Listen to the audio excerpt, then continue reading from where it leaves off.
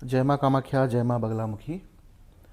मैंने कुछ दिनों पहले बताया था कि मैं एक सत्संग शुरू करूँगा और ये बहुत अनोखा सत्संग होगा, क्योंकि ये जो सत्संग है ये भगवती 10 महाविद्या जो है, 10 महाविद्या के ऊपर में ये सत्संग होगा।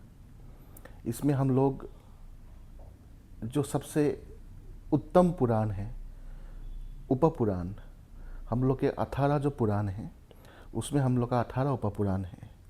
18 उपपुराणों में से एक उपपुराण का नाम है कालिका पुराण।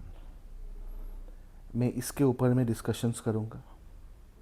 मैं आप लोग को कौलाचार, इसका एनाटॉमी और फिजियोलॉजी जो है, मतलब ये कौलाचार कहाँ से आए हैं, ये आचार को हम लोग प्रैक्टिस क्यों करते हैं।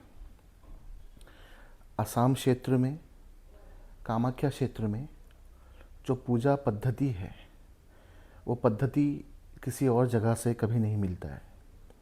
इसी को लेके बहुतों के मन में बहुत प्रश्न हैं, बहुत क्वेश्चंस हैं। मुझे बहुत जगहों से प्रश्न आते हैं, क्वेश्चंस आते हैं कि गुरुजी आप थोड़ा सा डिस्कस कीजिए, क्योंकि जो कालिका पुराण है इसका प्रचार नहीं है। जैसे कि हो गया हम लोग का श्रीमद् भागवत पुराण, बहुत प्रचार है, बहुत कथावाचक है। या फिर हो गया मत्स्य पुराण, गरुड़ पुराण, जो भी है ये सब का हम लोग ने नाम सुना है। लेकिन ये जो कालिका पुराण है और उसके साथ में जो योगिनी तंत्र है, ये बहुत कम जनों ने ही भारत में इसका नाम सुना होगा, क्योंकि ये एक बहुत क्षेत्र विशेष पुराण है। ये जो कालिका पुराण है ये कामरूप क्षेत्र में ही लिखा गया था। कामरूप क्षेत्र में ही इसका उपयोग होता है। और कालिका पुराण सब पद्धति बताते हैं कि भगवती कामाख्या और 10 महाविद्या जो तांत्रिक महाविद्या हैं उनका पूजा पद्धति हम लोग कैसे करें। ये जो सत्संग है इसमें मैं खाली ये नहीं बतलाऊंगा आप लोग को कि कालिका पुराण में क्या लिखा हुआ है, इसका जो कहानी है या फिर जो इसका स्टोरी है, ये नहीं होगा। इसमें हम लोग डिस्कशंस करेंगे कि हम लोग कौलाचार को, जो कि कालिका पुराण का एक विशेष पार्ट है, हम लोग कौलाचार को अपनी ज़िंदगी में लाके हम लोग कैसे भगवान को, माँ भगवती को प्राप्त कर सकते हैं। माँ भगवती का सिद्धि हम लोग कैसे प्राप्त कर सकते हैं। यही हो गया मानव जीवन का उद्देश्य। क्योंकि पैसा, काम, क्रोध, लोभ, ये तो सब में ही है। लेकिन हम लोग का ज़िंदगी का जो मेन उद्देश्य है वो उद्देश्य है कि भगवती प्राप्ति। वैष्णव जन बोलेंगे भगवान कृष्ण का प्राप्ति, राधा रानी का प्राप्ति। लेकिन हम लोग का कौलाचार में भगवती 10 महाविद्याओं को कैसे हम लोग प्राप्त कर सकते हैं, कैसे हम लोग भगवती को सिद्धि लाभ कर सकते हैं, ये सब डिस्कशंस चलेगा। हर संडे को मैं आऊँगा 5 से लेकर 6 बजे तक कौलाचार के ऊपर में डिस्कशन करने के लिए, और कालिका पुराण के ऊपर में आप लोग को समझाने के लिए कि कालिका पुराण का जो कहानी है, जो इसका साइंटिफिक बेसिस है, वो कैसे स्टार्ट हुआ था, कैसे शुरू हुआ था वो, और भगवती का पूजा हम लोग कैसे कर सकते हैं। भगवती का पूजा जो है 10 महाविद्याओं का पूजा, ये पूजा कभी भी वैदिक तरह से नहीं होता है।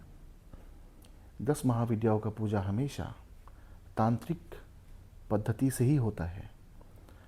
और भगवती को कौलाचार बहुत ही पसंद है, क्योंकि दक्षिणा काली का जो स्तोत्रम है उसमें भगवती ने खुद ही बोला है कि कौलाचार से ही भगवती प्रसन्न होते हैं हमेशा।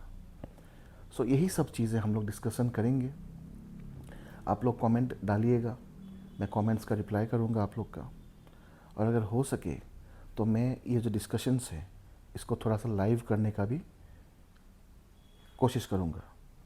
नहीं तो कमेंट्स का कभी कभी लेट से आप लोग पे रिप्लाई जाएगा। यही है हम लोग का ज़िंदगी, नॉर्मल लाइफ सबका। सब कोई बेचैन है पैसा कमाने के लिए, किसी के पास में टाइम नहीं है आजकल। अभी आप कहीं पे जाओ, देखो कहीं पे गाड़ी पार्किंग कर दो, पीछे में आप लोग का 3-4 गाड़ी आपको वो अलाउ नहीं करेगा उतरने के लिए, इतना हॉर्न बजाएगा। सो ये हो गया हम लोग का फास्ट मूविंग लाइफ। अभी आर्टिफिशियल इंटेलिजेंस भी आ गया है। आर्टिफिशियल इंटेलिजेंस में आजकल क्या कुछ नहीं होता है, सब कुछ आ गया आजकल। सब कुछ हम लोग के पास उपलब्ध है। सब यंत्र जो भी है, मोबाइल फ़ोन हो गया, लैपटॉप हो गया, टीवी हो गया, जो भी है, हम लोग को सब कुछ पता है। आजकल छोटा बच्चा भी, वो लोग को भी मालूम होता है कि एआई क्या है, लैपटॉप टीवी वगैरह क्या है, कंप्यूटर क्या है, सब कुछ मालूम है, मोबाइल कैसे चलाते हैं।